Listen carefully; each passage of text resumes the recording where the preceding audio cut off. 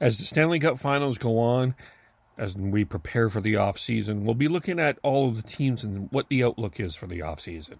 Here's our look at the New York Rangers. We'll talk about how these. We'll get into the rebuild conversation because I feel like in Canucks Twitter, some are using these two teams as examples of how to get the Canucks successful. That's what we call a tease in this old business.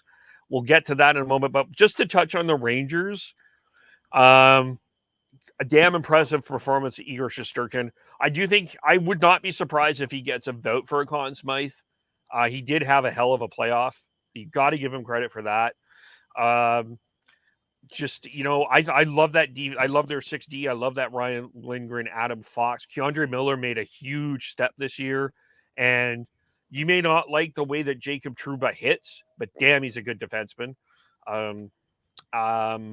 You've got a very underrated centerman in Mika Zibanejad.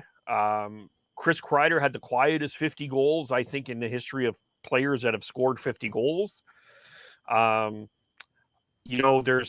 just think, to me, they're gonna be a big player. I think they're going after a big piece.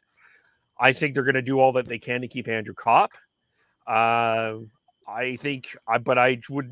heard the name JT Miller. I've got a bold prediction. I would not be surprised if we hear the name Johnny Gaudreau in New York.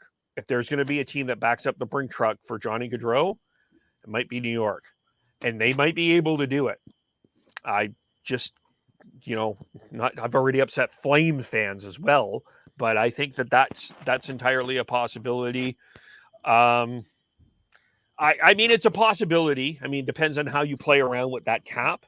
It's how you play around with the cap, because if they're gonna, if they, as you said, they want to keep Andrew Kopp, that takes up a lot of their whatever, that they'll take up more cap space than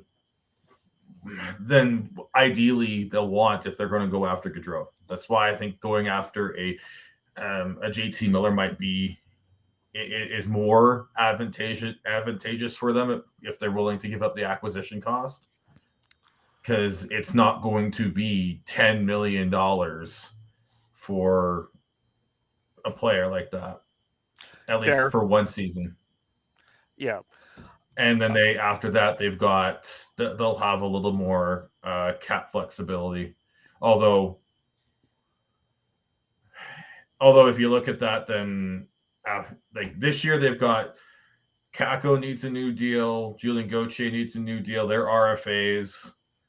They'll probably be moving Georgiev, so that won't matter. And then you've got Andrew Kopp, who they'd be really smart to sign. What are they going to do with Ryan Strome? Yeah, that's another question. Frank Vetrano seems to be a good fit there. Like that he'll take up Tyler Mott. He'll take up cap space if they want to bring him back. Just the one thing I always want to say, just because you didn't win doesn't mean you have to go out and shoot your load and like go after a big name just because you can. They already have Artemi Panarin at 11.6 and change on the cap, let alone Zibanejad's 8.5 deal, and Adam Fox at 9.5. They're already starting to, and let alone Jacob Trouba at 8. They're already pretty top heavy in terms of where their salary cap is at. I don't see it. I don't see them going after a big name unless they're able to move out. It would have to be a big name for a big name. Yeah. Network.